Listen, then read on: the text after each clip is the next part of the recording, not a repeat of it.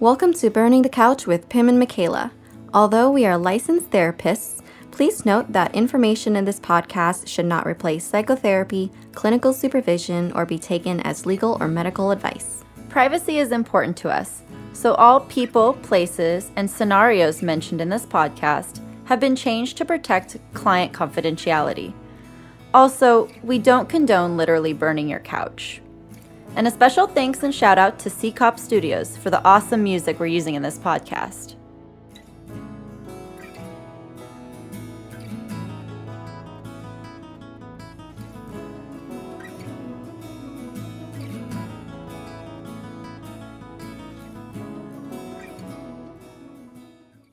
On this episode, we're going to be talking about self-care for helpers. And I am terrible at taking my own advice, so this is a good episode for us to talk about.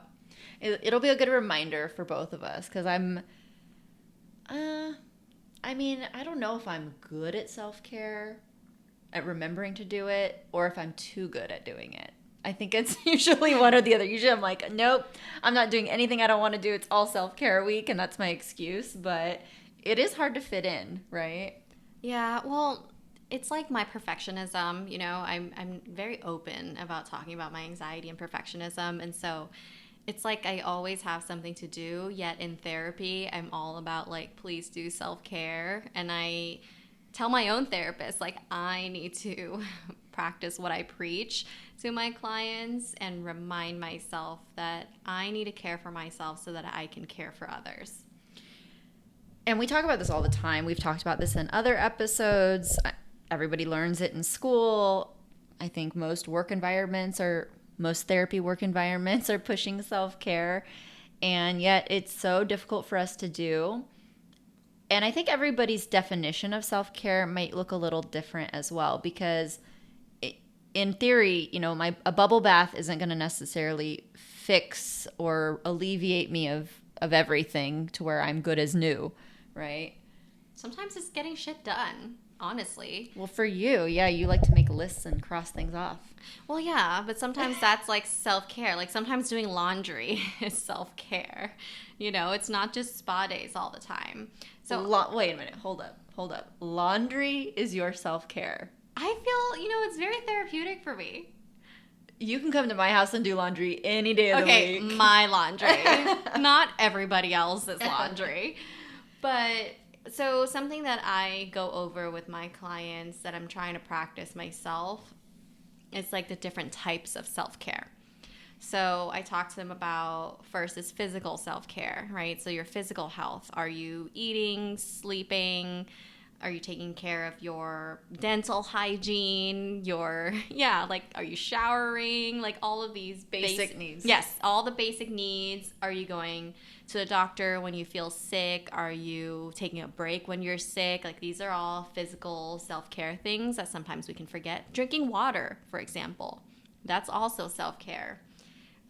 Emotional self-care is another one. So are you seeing a therapist? Duh. But really, are you talking to people when you need to, right? Are you reaching out for help? Are you able to have a way to express or process your emotions that could take in a form of therapy, journaling, whatever it may be? There's social self-care. Sometimes I find myself thinking, when was the last time I hung out with a friend? Granted, now, my friend Alex comes over every Sunday unannounced, which is great. He'll just show up. But usually it's like, wow, when was the last time I talked to a friend or like hung out with them or went out? So social self-care is definitely one. There's spiritual self-care. For some people, this might be faith and religion. For me, it's more along the lines of what values are you living? I guess, what's the good way to put it? Like, are you living according to your values, and are you doing things that are fulfilling your soul? Is my way of like spiritual self-care. I like that wording. Yeah. So, because for some people it is like, religious and it's going to church and whatnot and, Prayer. prayer. But for me, it isn't. I think it's, am I doing things in my life that's fulfilling right now? Does it feel good to me? So that's spiritual self care. And then lastly, it's professional and academic self care, right? So if you're in school, it's academic. If you're a working professional, then are you setting boundaries at work? Are you taking work home? Are you in are you advocating for your needs at work, right? Oh my gosh. That in itself could be a whole other episode, is setting limits and setting boundaries with whether it's employers, whether it's clients, whether it's yourself. You know what I mean? Because there's always this, especially when I've had bosses, right? When they ask me if I can take something on or do something extra. I think a lot of medical professionals are experiencing this right now with COVID and just how busy and packed everything is. And even in private practice, like everyone's full right now, I feel like. So feeling this pull to take people on or to do more or to just because we're helpers, we want to help, right? And also we might not be able to, like, physically, mentally, emotionally take on another client or stay late after work. And then that's a slippery slope. So I think that's a really important one. And I think not just setting limits in that way, but are you growing in your profession, I guess? Because Yeah. for me, I don't know, maybe I have a hard time with my perfectionism in that I have to make sure I don't go overboard. So it's in between, like, I want to grow in my field and profession, but I also need to tell myself when enough is enough and to just sit still and enjoy what I have. But for example, it's like, okay, well, you're a licensed therapist, you finished school. Are you feeling fulfilled? Is there anything else that you wish you could grow more or do more in your career, whether it's getting another certification or adding something to your practice or just maybe adding an additional side job? I don't know. I think that's part of professional self-care as well. I really like the idea that you said, as far as growing, and also maybe it's something that's not even therapy related, growing in a different way. And people that know me know I have a lot of ideas that go through my head throughout the day. Oh, yeah. Usually I send Pim a voice memo of all my ideas, and they don't last forever. So she's like, can you just write it down and we'll talk about it later?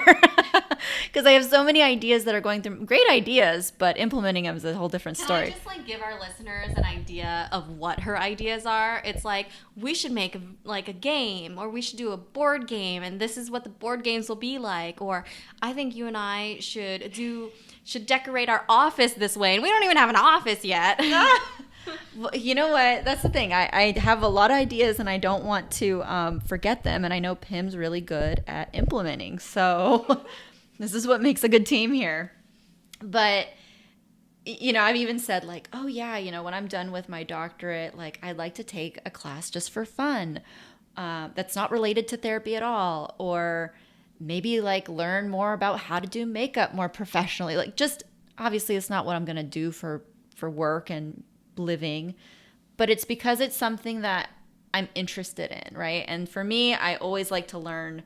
That's like one of my favorite things. Is I loved class, I just didn't like doing the homework. I know, like the extra work is not fun. Right. And so I think professional self-care, I really like that you mentioned that. And it kind of leads into this kind of next section here of just like, what do you do in general for your own self-care? What does that look like? Maybe this can help spur some people's ideas of what they can incorporate or what that would look like. I think for me, yoga has always been a good place for many different types of self-care.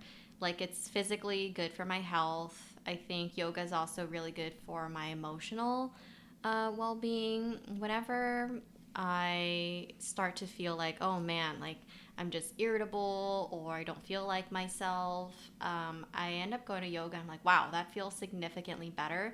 And I think because it's about being mindful for me, I mean, yoga is all about mindfulness. No matter how difficult the class is, it's about your breath. It's about, how your body is touching the ground and how it feels in its space. That's how I feel most connected to my body. So yoga's always been my number one. But other than that, definitely puppy therapy. Like, especially now having two dogs, they keep me so busy. It's like one of them's got to go out and the other's got to go out. One of them's napping and then the other one wakes the other one up. It's like it's always a busy household, which makes it fun. I kind of am able to tune out from my day and just focus on my dogs. And that's probably a really nice part about working from home is that I get to take care of myself, in between all of these crazy sessions that I have. Because I remember, like, working in the office, you pack your lunch, you walk your dog, you go to work, you eat your lunch at work, and then I don't know about anyone else, but I like to be effective, if it's not obvious already. I schedule my clients back to back, right? And so it's a 50-minute session. I have 10 minutes of a break to like go pee, drink water or whatever, and I just go boom, boom, boom, one session after the other. Sometimes, if I have a longer lunch, I'll go home, walk my dog, come back, do more sessions. But it's so draining because then it's just work. I mean, I know it's a job, it's work, but like being a therapist, it's to me, it's not just a job, but it's also who I am as a person. Like the things I say, it's just like, oh my God, you sound like a therapist, right? Oh yeah. I mean, for a lot of you listeners, I'm sure it's that way too.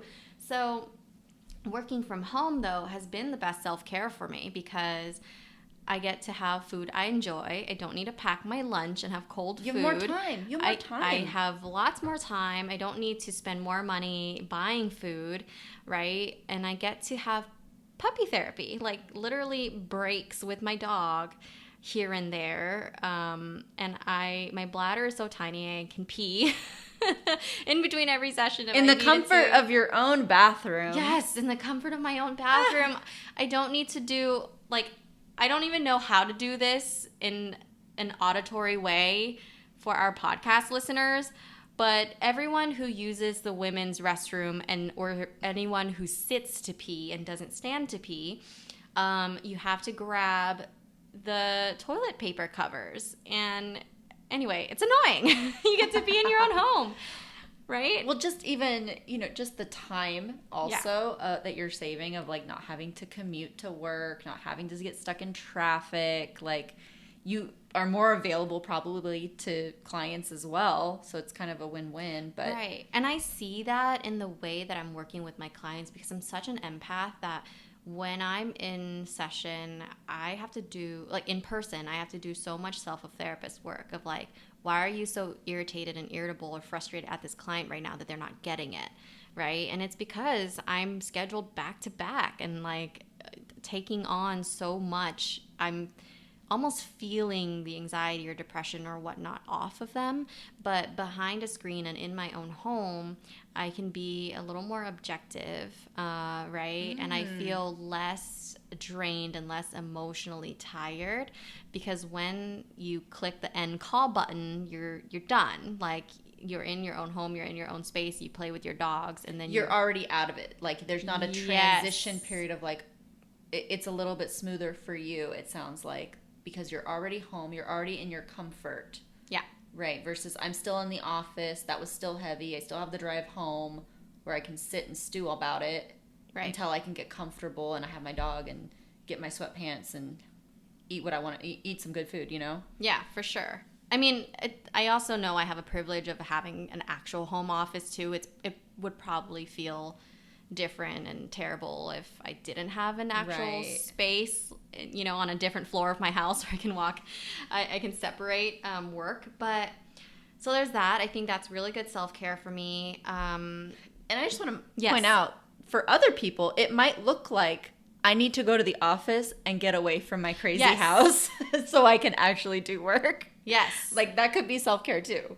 Absolutely. I mean, we don't have children, right? And my husband has a crazy military schedule, and so for me, it works brilliantly. Like, Yeah. I get to have a house full of puppies.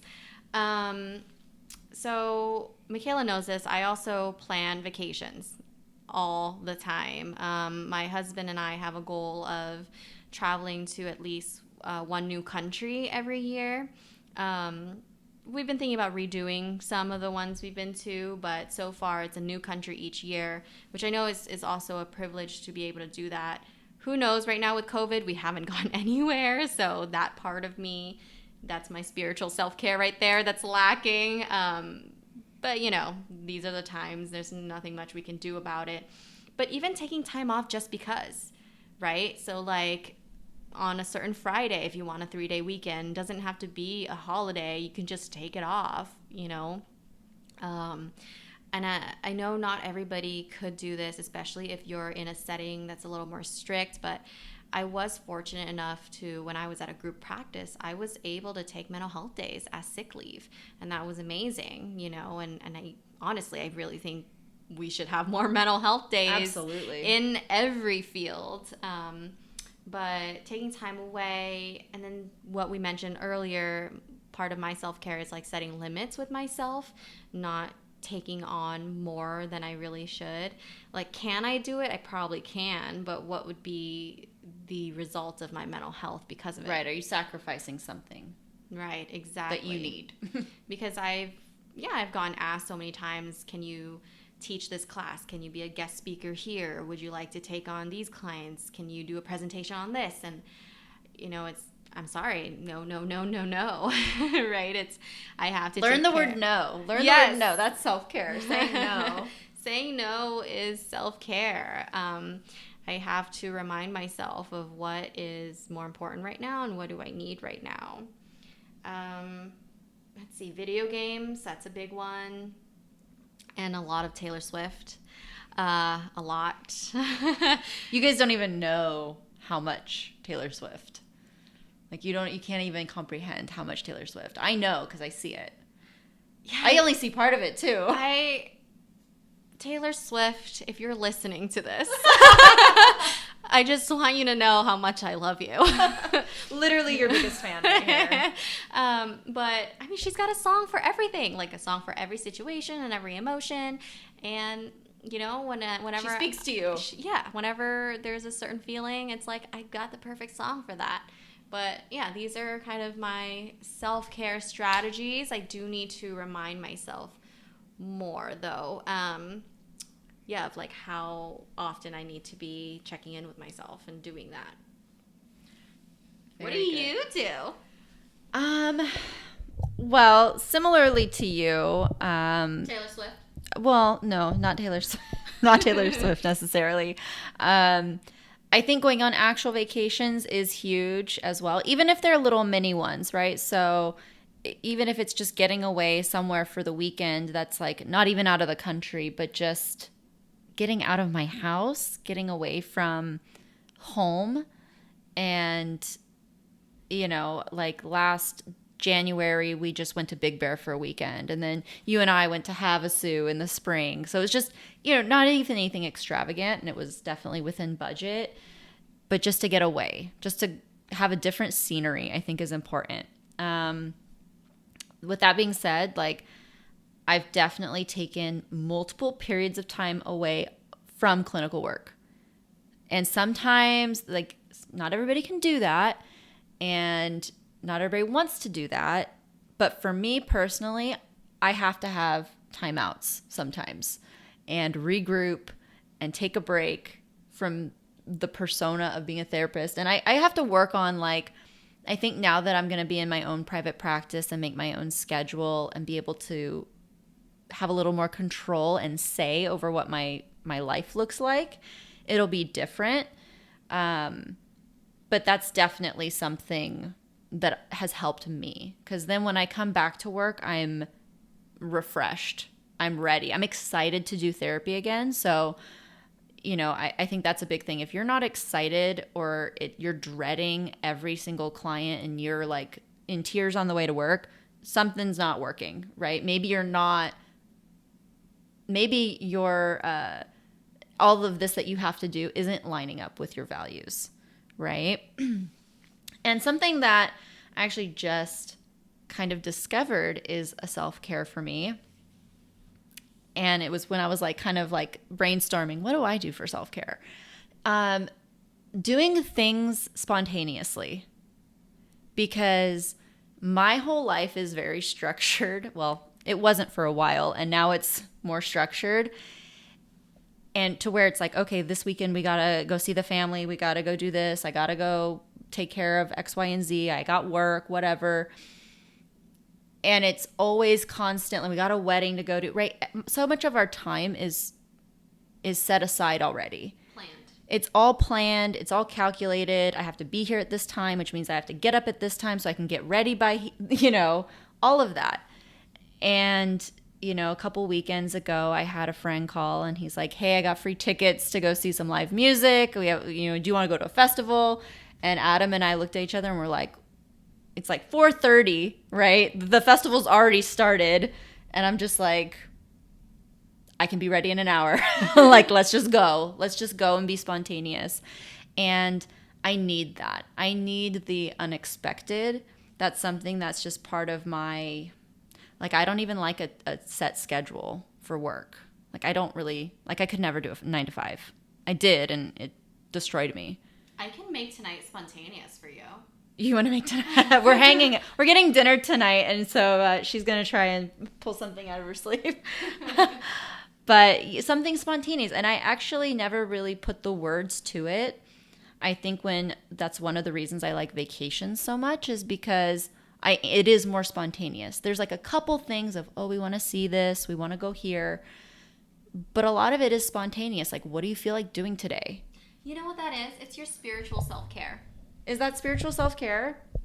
Well, I also have spiritual self-care too that I've recently brought into my life. And some of y'all are going to think it's a little witchy, and maybe it is. I love witchy. But during the new moon and the full moon, I'm going here, yeah.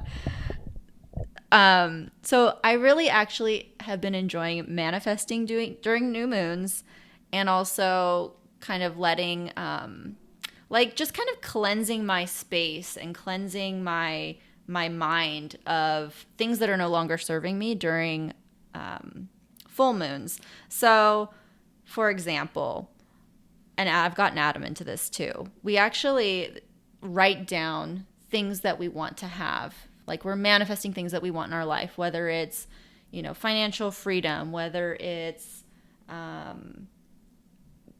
peace, whatever it is that we're kind of striving for. And we write them down as if we already have them. Like, I'm so thankful that I have, a job that allows me to go on 2 vacations every year, right? And being very specific about it. And what we'll do is we'll actually go out like to a park or just be outside, sit on a balcony or something, and we'll sit down, we'll practice a few minutes of mindfulness, and then we read them to each other. And we read them out loud, and it's a very empowering, mindful, connected thing that we just started doing.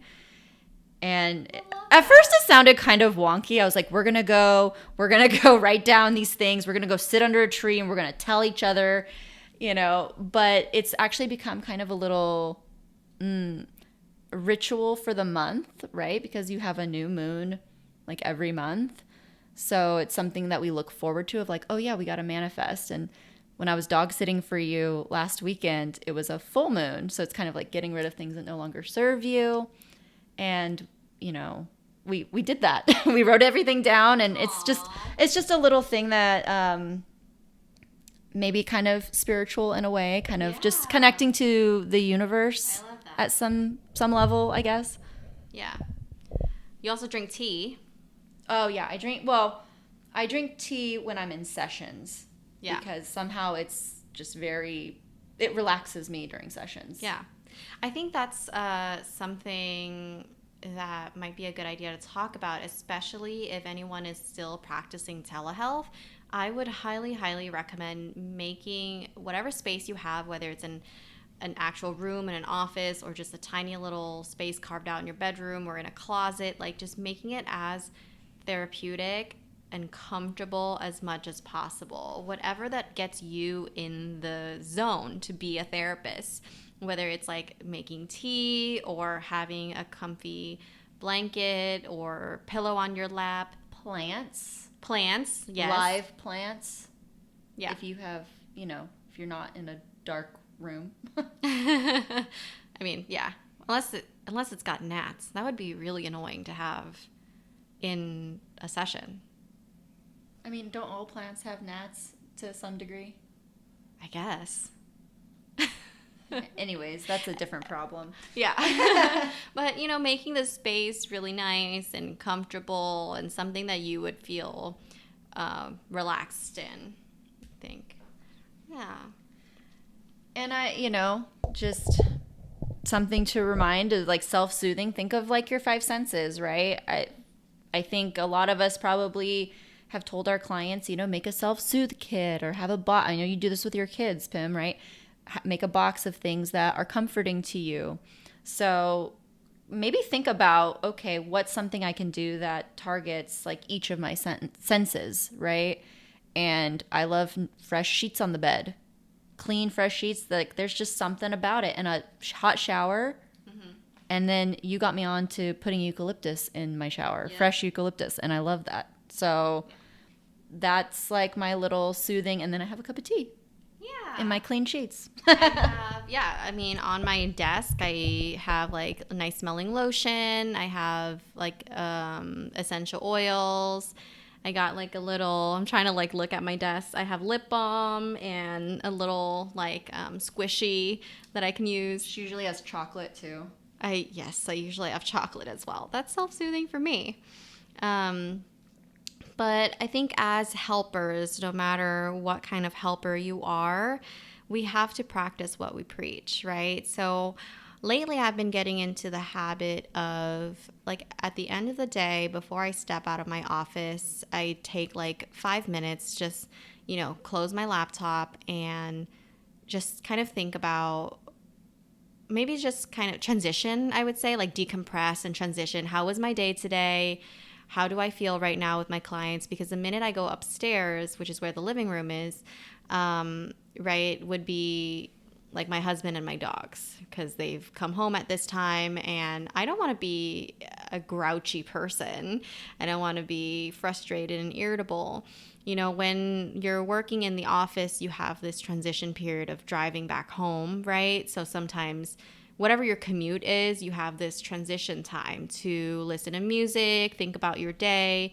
When you're working from home, you don't really have that transition. So I take about 5 minutes just to think about what do I need right now? Like what would feel good for me? Do I feel okay to just like socialize and interact?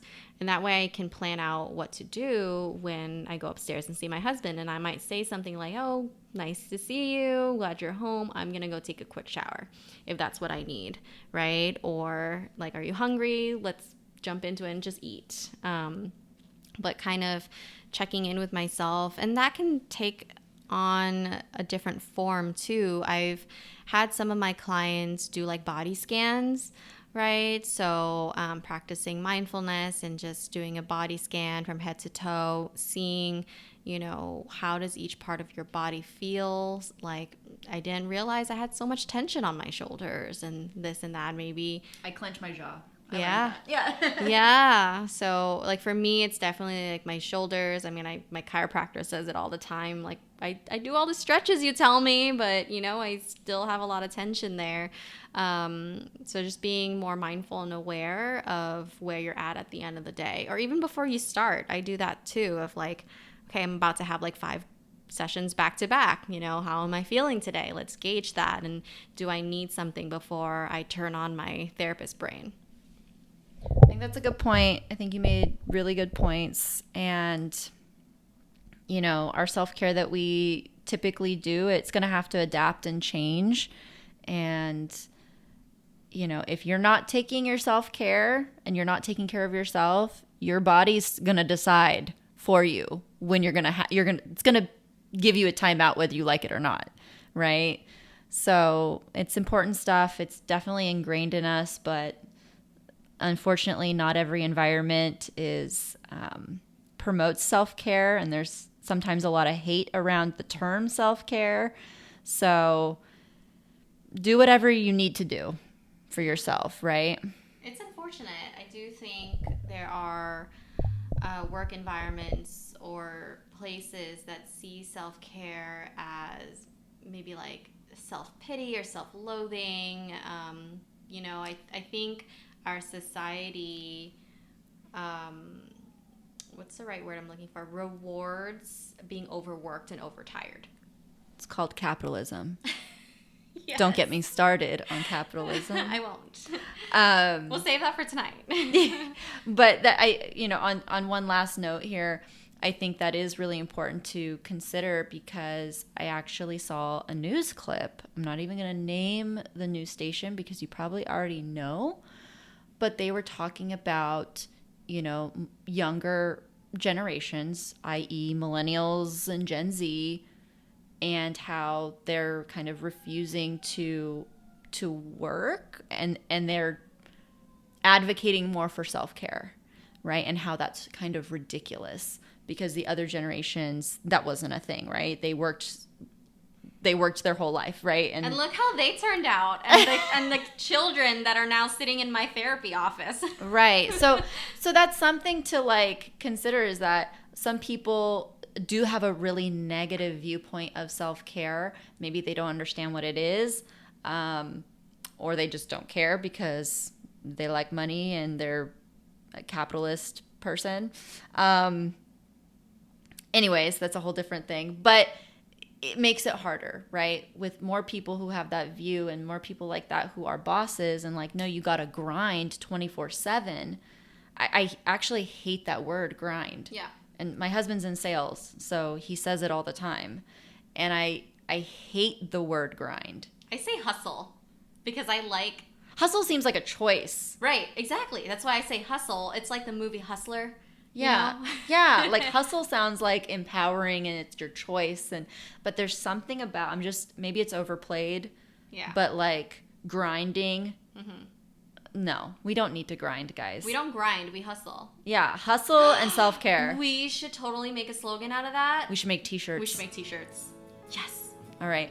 Well, subscribe, give us, feedback of what we should do for some merch. But I'm liking the hustle and self-care.